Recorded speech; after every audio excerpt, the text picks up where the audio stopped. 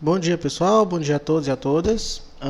Vamos dar início, então, à nossa matéria, continuidade da nossa matéria, estudando um pouco, então, sobre o capítulo do livro que nós estamos vendo, que nós estamos lendo, né, chamado Ninguém Nasce Moral. Na verdade, o que nós iremos ver aqui é uma continuação daquelas discussões sobre ética e moral, né? Na última aula, nós fizemos essa discussão sobre a distinção entre ética e moral.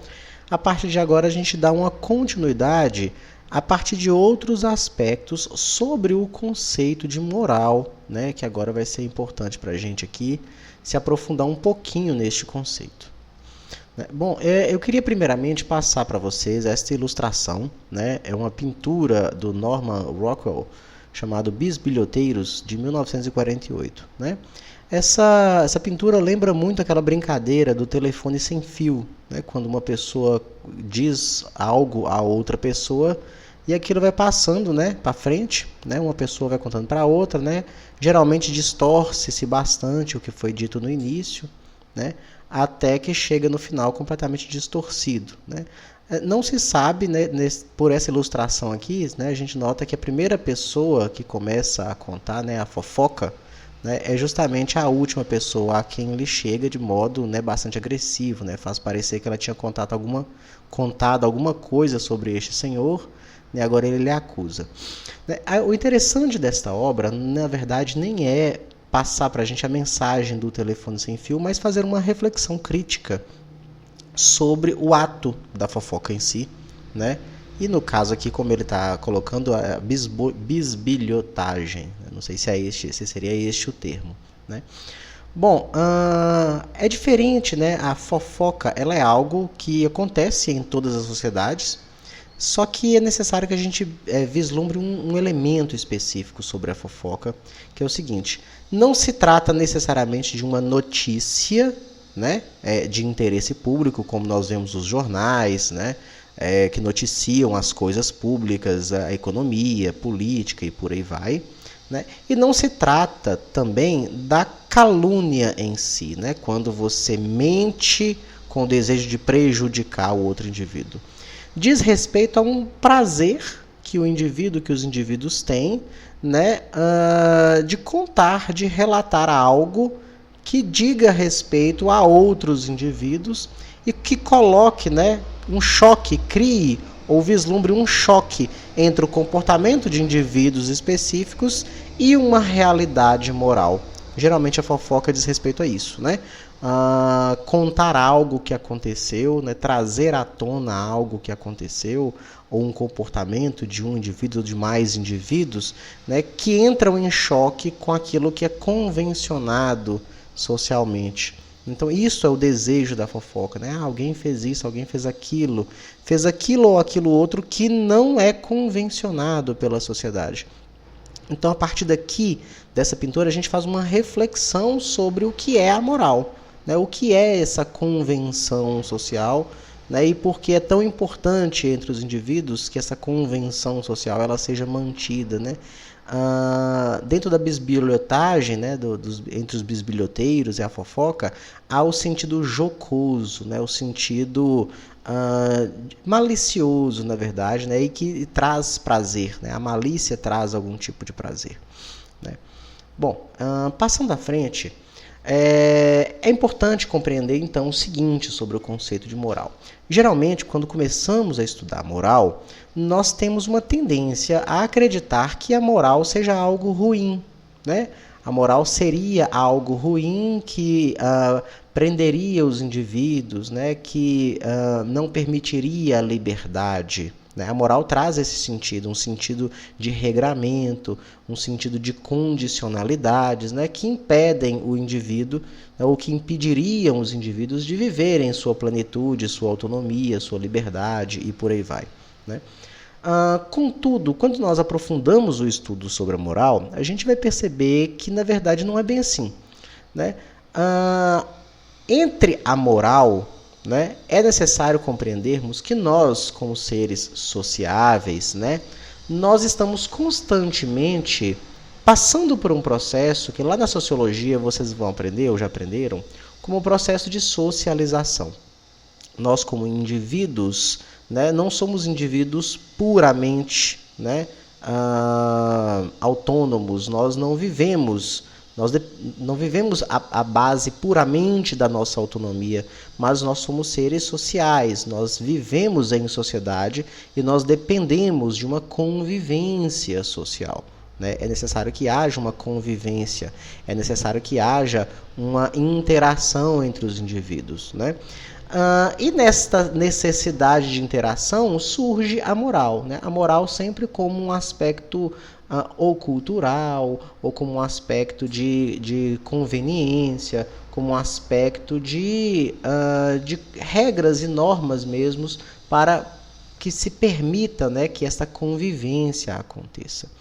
Então há um choque, sempre existe um choque aqui entre a moral, ela é necessária, torna-se necessária para que permita a convivência. Nós estamos o tempo todo passando por um processo de socialização que nada mais é do que a internalização desta moral. Estamos aprendendo sobre essa moral. E este processo de socialização, ele se dá dentro de um outro processo que nós chamamos de educação. O que é a educação? Educação para a moral. A educação é uma série de instrumentos pelos quais passam os indivíduos, não precisa ser necessariamente uma educação formal, aquela que fazemos na escola, mas o próprio processo de socialização é um processo educativo, é um processo onde indivíduos eles se acomodam dentro de uma perspectiva moral, se acomodam dentro de uma perspectiva de convivência. E neste processo de socialização para a moral, de educação para a convivência, surge um outro conceito, ou outros dois conceitos, que são os conceitos de direito e justiça. Sempre que nós estivermos dialogando sobre moral e socialização, nós iremos conversar, teremos que trazer à tona o conceito de direito e de justiça. Lembrando os indivíduos, obviamente, o indivíduo que detém direito à liberdade, direito à confiança, direito à felicidade, direito à propriedade, e por aí vai. E, ao mesmo tempo, o conceito de justiça. Note que direito e justiça não são equivalentes. O conceito de direito é um, o conceito de justiça é outro. Por que eu estou dizendo isso? Precisamente por causa do conceito de justiça. Veja bem, quando nós somos socializados para a moral, somos socializados por essa convivência, um dos elementos que aparece neste processo educativo são os elementos das regras, das normas, das leis. Aquilo que é dito como permitido, aquilo que é dito como não permitido, aquilo que pode, aquilo que não pode, como as coisas devem ser feitas, como elas estão regradas e normatizadas. Veja, nós todos sabemos, nós todos somos capazes de compreender que nem toda regra é justa. Nem toda lei traz justiça. Existem leis, que se você parar para pensar, são leis injustas. Como, por exemplo, a gente pode pegar exemplos históricos, como, por exemplo, a escravidão. A escravidão ela já foi legal, o direito de um indivíduo explorar o trabalho do outro como se o outro fosse a sua propriedade. Isso já foi legalizado.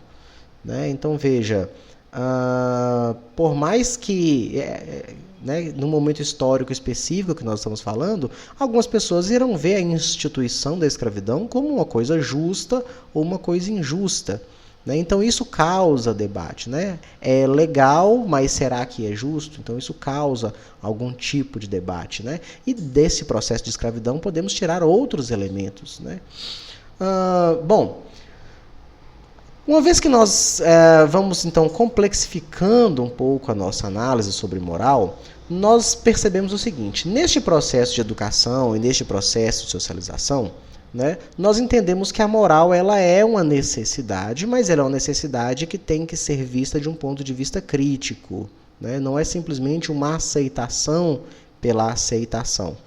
Como eu disse para vocês aqui, neste processo surge o conceito de direito e de justiça, que não são equivalentes. Então os indivíduos eles pensam né? Eles criticam, eles refletem sobre aquela moral a qual eles estão sendo socializados, que os seus filhos estão sendo socializados. Então há o debate, né? Por mais que nós percebamos a necessidade da moral, é necessário que nós também coloquemos a moral como objeto de debate. E um dos elementos que vai aparecer é o sentido, é o seguinte, né? Eu falei errado. Esta moral, né, ela deve ser apreendida pelos indivíduos, né, de modo coercitivo, ou seja, de modo imperativo, né? O indivíduo ele deve aprender a moral simplesmente pelo fato de que a maioria ou de que as pessoas querem que aquilo seja cumprido, então aquilo é colocado à força ao indivíduo, certo? Ou este processo de moralização e de socialização pela moral, ele deve se dar via autonomia ou respeitando a autonomia dos indivíduos, né? Aqui veja que nós temos um dilema, né? A moral pela coerção é uma moral onde simplesmente existe o elemento da obrigação e por trás da obrigação o elemento da punição, né? Se você não cumprir, você será de algum modo punido. Quando a gente volta aqui na imagem dos bisbilhoteiros, né, nós percebemos que aqui existe uma punição simbólica sobre o indivíduo, né? Existe uma maldade, existe uma relação jocosa, né? Podemos perceber aqui que as pessoas estão rindo, que as pessoas estão, né, chocadas com algo, que aqui existe até né, a acusação, né, de que aquele indivíduo teria feito algo que vai contra a moral e por aí vai. Então veja que há uma punição. Os indivíduos devem se manter dóceis para que não sejam punidos. A punição nem precisa ser física, né, ela pode ser simbólica, né? Então veja, os indivíduos eles devem ser moralizados, ou os processos de moralização e de socialização, eles devem exercer uma coerção, uma obrigação, ou devem respeitar a autonomia. E como faríamos, né, para respeitar a autonomia? Pela autonomia seria o seguinte, seria um engajamento autônomo e crítico dos indivíduos a uma moral, né? Seria uma percepção própria do indivíduo de que aquele comportamento específico ele é justo, né? Ele traz justiça, ele promove o bem de algum modo, né? E ele não envolve uma necessidade coercitiva. Então veja, eu faço algo não porque algo me é imposto, mas porque eu acredito que aquilo é justo, acredito, né? Estou de modo autônomo e de modo livre, aderindo, né? Aderindo livremente a uma moral. Bom, sobre este duplo conceito, né? O conceito coercitivo e autônomo da moral, nós teremos dois autores que serão bastante importantes, sobretudo para uma pedagogia, né? O Piaget, né, famoso Jean Piaget, conhecido entre os pedagogos, né, e Kohlberg. Piaget suíço, Kohlberg americano, né, ambos filósofos e psicólogos, pedagogos, né, podemos dizer assim também, né, que irão construir teorias específicas sobre como deve se dar o processo educativo, né, para a moral, o processo de socialização, para a convivência dos indivíduos. Óbvio que eles também não vão ficar apenas presos no aspecto educacional da coisa, eles vão fazer um complexo estudo que vão passar pela psicologia, pela psicanálise, né, tentando compreender como os indivíduos absorvem a moral, né, como os indivíduos amadurecem a sua moral, para entender, inclusive, os estágios específicos desse processo de amadurecimento, né, para que a educação aconteça, para que a melhor moral aconteça, né, de modo a respeitar a autonomia e promover direito e justiça. Tá certo? Piaget vai trazer, a partir das teorias de Piaget, vão surgir as famosas teorias construtivistas, né, e Kohlberg, que era um grande estudioso de Piaget, foi aluno de Piaget, ele vai discordar de alguns elementos da teoria de Piaget e vai reformular, né, a própria teoria de Piaget, trazendo o conceito de níveis de moralidade, né? Bom, vamos falar um pouquinho então sobre Piaget.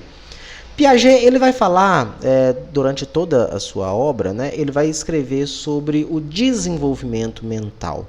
Ele está tentando compreender como que os indivíduos absorvem, né, mentalmente, psicologicamente, como eles absorvem o processo social, né? Como eles se interagem, como o indivíduo mentalmente se interage com a sociedade, né? De modo a desenvolver-se, né, por si mesmo e a desenvolver o processo de interação indivíduo-sociedade, indivíduo-coletividade, indivíduo-moralidade e por aí vai. Piaget vai dizer que o desenvolvimento mental ele se dá em 3 divisões, né?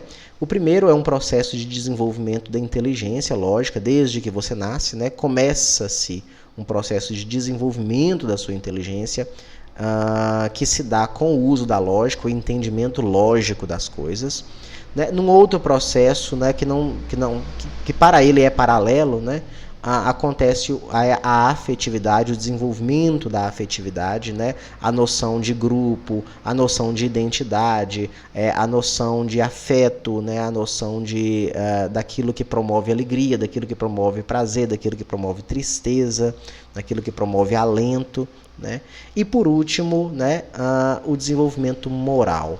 Né? Então veja que diz respeito a algo que é individual, os indivíduos, né, isoladamente eles precisam passar por um processo de desenvolvimento da sua inteligência, ele como um indivíduo fechado em si. Né? Neste processo lógico começa-se uma interação com outros indivíduos e com a sociedade e com as coisas que estão ao seu redor, promovendo, né, a noção de afeto, noção de tristeza, de alegria, de companheirismo, de grupo, né, os primeiros grupos aos quais você se adere, até a construção de uma moral, né, que é social, que é global, que é geral. Né? O indivíduo estaria totalmente amadurecido, né, para a convivência social a partir do desenvolvimento mental da moral, né, a absorção completa de uma moralidade. O Piaget vai dizer que este processo de desenvolvimento ele vai se dar em estágios diferentes. Ele vai listar 4 estágios que ele vai separar por idades específicas. Ele vai dizer que mais ou menos do 0 aos 2 anos de idade, a criança começa, né, um processo de desenvolvimento sensório-motor. Né? É quando a criança começa a mexer os braços, né, começa a perceber os seus braços, começa a usar, né, quase que intuitivamente os seus braços, as suas pernas, começa a engatinhar, começa a caminhar. Né? É um processo de amadurecimento do indivíduo enquanto corpo, né? Do indivíduo isoladamente fechado dentro de si. Piaget vai dizer que aqui não existe muita uma interação daquele indivíduo com o que está fora, porque aquele indivíduo ele não consegue, né? Não é possível ainda aquele indivíduo fazer uma distinção dele como um ser, né, e outros seres e outras coisas. Né? Ele não percebe que há uma separação entre ele e o mundo que está à sua volta. Né? Tudo que acontece aqui, o que está sendo desenvolvido aqui, é um processo motor do indivíduo. Dos 2 aos 7 anos, né, o Piaget vai dizer que começa um processo de desenvolvimento intuitivo, né, dos indivíduos. Intuitivo no seguinte sentido: o indivíduo ele já começa a perceber que existe né, com os 2 anos isso já começa a acontecer, que existe uma separação entre ele e o mundo.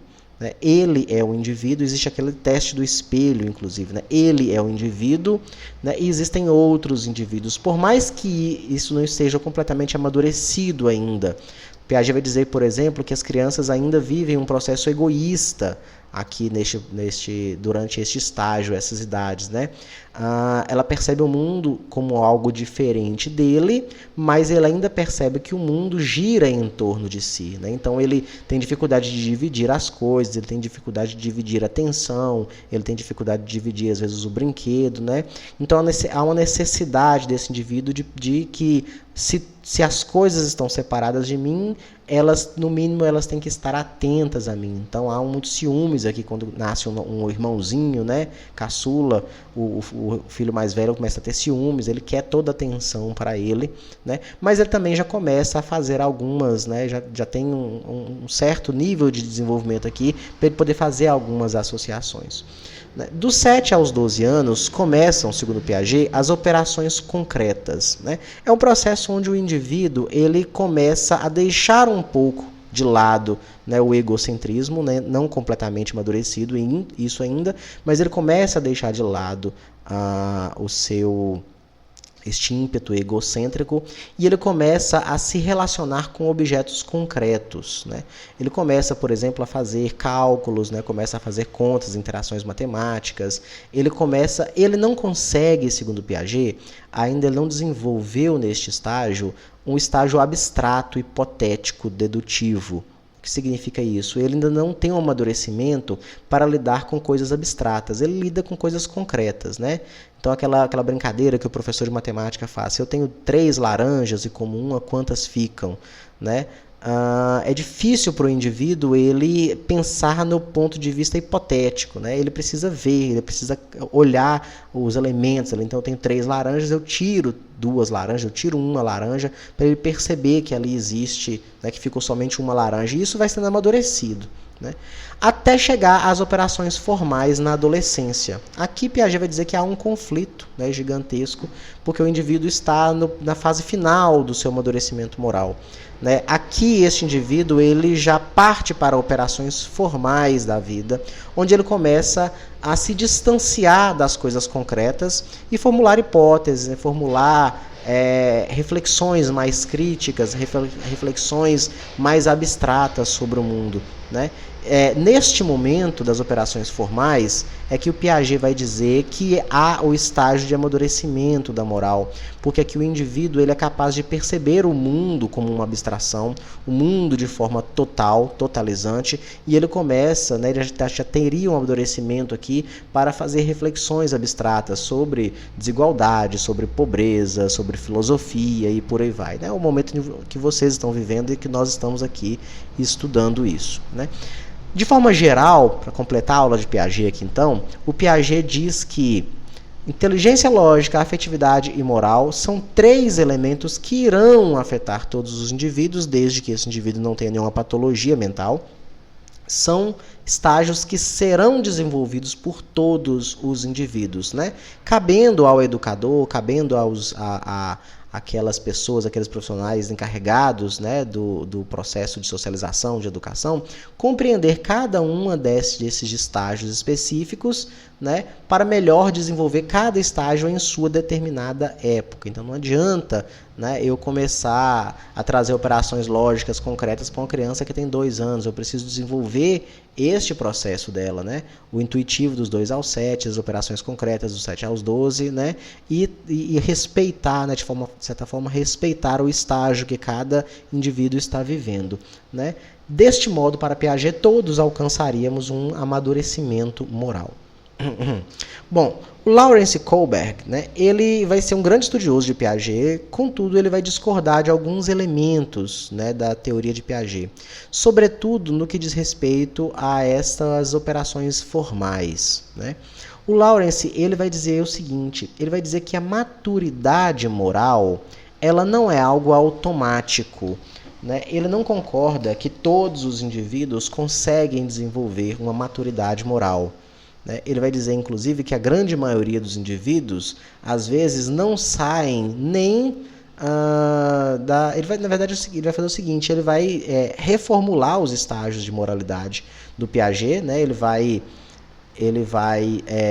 pegar estes estágios aqui, ele vai dar uma reformulada e ele vai desenvolver outros aspectos que ele vai chamar de níveis de convivência, que ele vai chamar de pré-convencional, convencional e pós-convencional.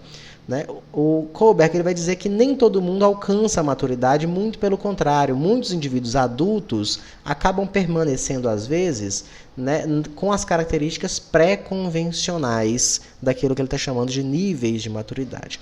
Vamos tentar compreender isso aqui.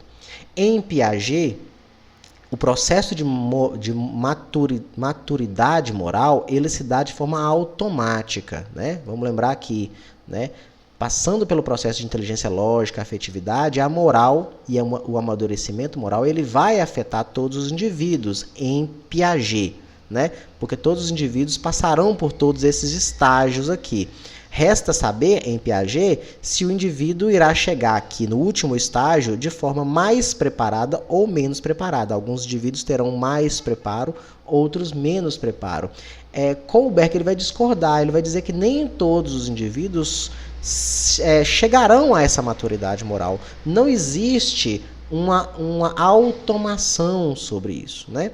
Ele vai dizer o seguinte, que para que a maturidade moral seja alcançada, né, são necessárias estruturas lógicas complexas, né, que vão exigir do indivíduo, né, algumas reflexões que talvez esses indivíduos não estarão preparados para elas, né? Então resta para Kohlberg entender como que essas estruturas lógicas e complexas elas podem ser agregadas aos distintos indivíduos.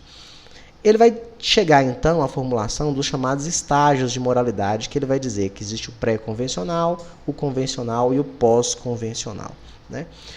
O estágio pré-convencional é o estágio onde os indivíduos eles estão numa relação dúbia entre a adesão ou não adesão às regras morais. O estágio pré-convencional, ele vai relatar, por exemplo, as crianças, né? Quando você é criança, você começa a aprender as regras da sociedade, né? Contudo, essas regras elas são uma imposição a você, né? Todo tipo de regra, né? Daí vem o título, inclusive, do capítulo que nós estamos lendo, Ninguém Nasce Moral, né? Quando nós nascemos, a moral ela se apresenta para a gente de forma coercitiva, né? Os nossos pais eles vão ensinando a gente o que deve ser e não existe uma reflexão sobre o que deve e o que não deve ser. Inicialmente, nós vamos aderindo a essas regras morais e geralmente por medo da punição, né? O que existe é isto pode e isto não pode. Se eu faço o que não pode, existe uma consequência. Geralmente é uma consequência ruim, é um castigo, é alguma punição ela vai acontecer, né? Então, existe aqui, neste estado pré-convencional, a força da coerção, segundo Kohlberg. Isso diz respeito ao seguinte, quando você se torna adulto, né, alguns adultos, para Kohlberg, não saem desta condição e não apresentam uma maturidade moral pelo simples fato de que as leis ou as regras somente são respeitadas por medo da punição. Por exemplo, aquele seu tio, que você está andando com seu tio, o semáforo está vermelho, né, mas ele olha para um lado, olha para o outro, ele vê que não tem nenhum carro vindo, ele vê que não tem nenhum policial por perto, então ele ultrapassa o sinal vermelho. Veja que aqui não há, para Kohlberg, uma maturidade moral, porque o indivíduo ele só pararia o carro se houvesse alguma chance dele ser punido, né? Se houvesse ali um radar, se houvesse ali um policial que pudesse multá-lo, né? Somente isso faz com que o indivíduo cumpra, né? Siga com as regras. Então são indivíduos que têm dificuldade em cumprir as regras por uma adesão pura, né? Ele cumpre as regras pelo medo da punição. Então sempre existe essa questão, né? A gente lembra muito aqui da ética em Kant, né, que fala sobre os imperativos categóricos, né? As coisas são boas porque elas são boas, você deve aderir às coisas boas porque elas são boas, né? Em Kant, né, para Kohlberg, aliás, essa leitura de Kant é a leitura da maturidade moral, né? Veja que alguns indivíduos não saem deste pré-convencional. O estágio convencional em Kohlberg já é um estágio diferente, onde o indivíduo ele percebe que há uma convenção, ele percebe que a sociedade convenciona alguma coisa, certo? E ele adere a essas regras pela convenção, né? Então, existe aqui algum nível de maturidade moral, contudo, ela também não é reflexiva, né?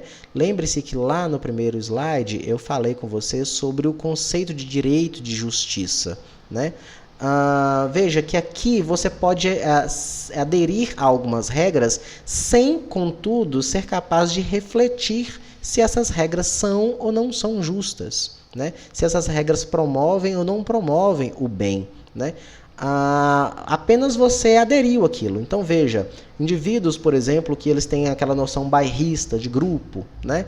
Então veja, se um torcedor de futebol, por exemplo, né, ele está na torcida, ele percebe que os torcedores ali do seu time, eles estão fazendo alguma coisa que poderia ser colocada como algo errado, certo? Mas o grupo está fazendo, né? De forma social geral, poderia ser visto como algo errado, mas o grupo está fazendo, então ele, como pertence àquele grupo, né, então ele faz também, né? Então veja, é uma convenção limitada, né? Ele não consegue ainda, né, não atingir um nível de maturidade de perceber que aquilo, né, de forma geral, aquilo é errado, né?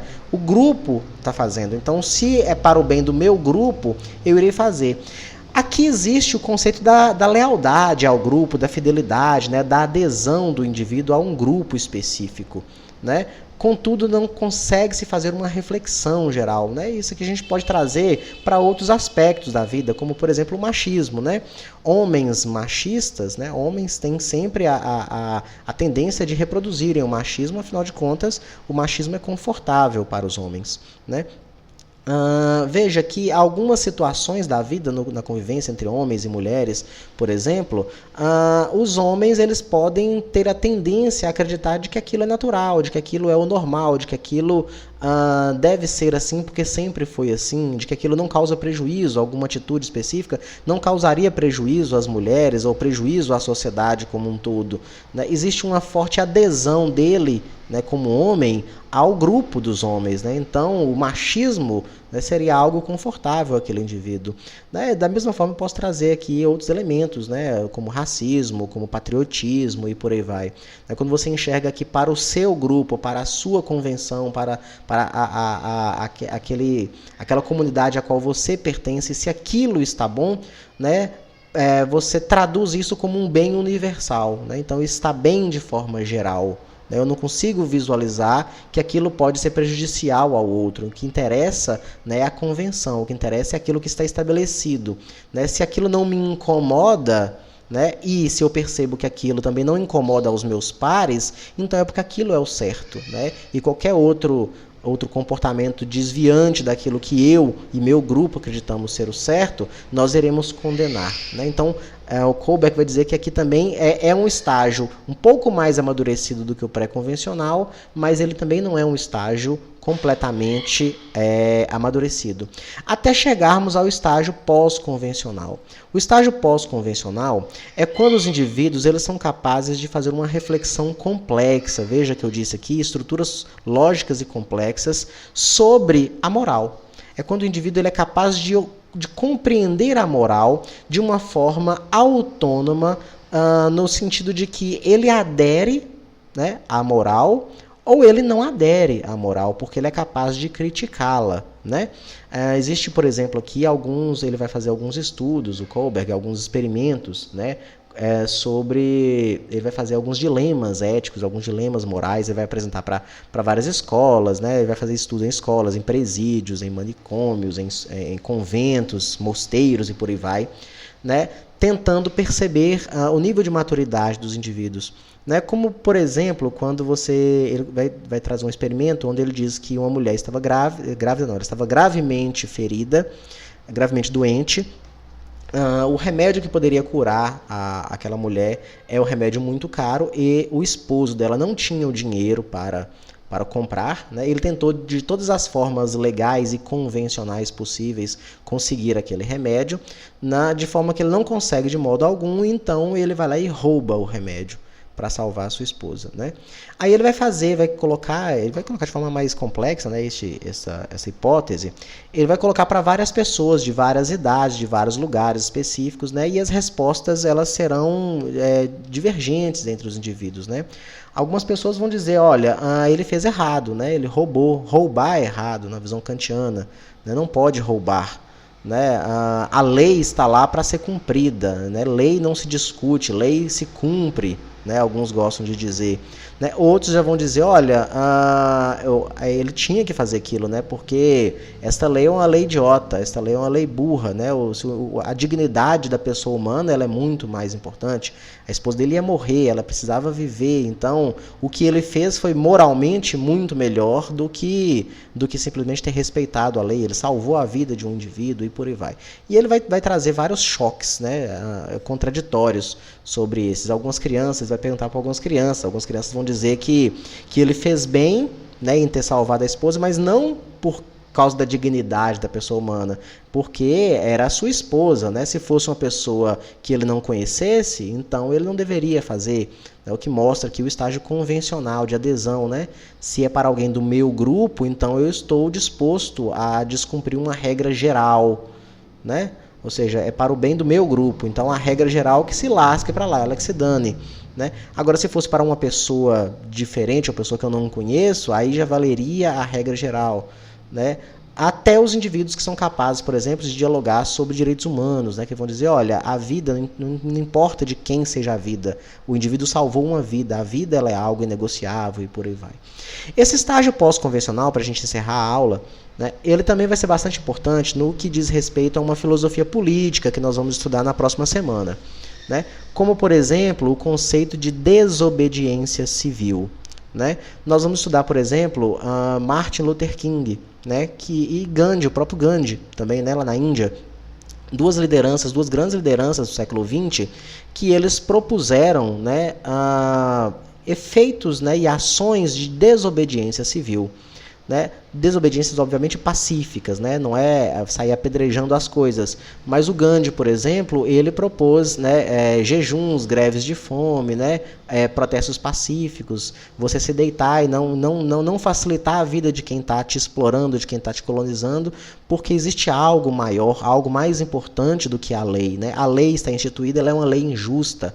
Aquilo que está convencionado pela sociedade, pela maioria das pessoas, é uma convenção injusta. Então, se é injusto, haveria ali então o direito à desobediência, o direito, mais do que um direito à desobediência, uma necessidade da desobediência. Né? Então veja que aqui existe uma relação que ela é muito complexa nesse pós-convencional.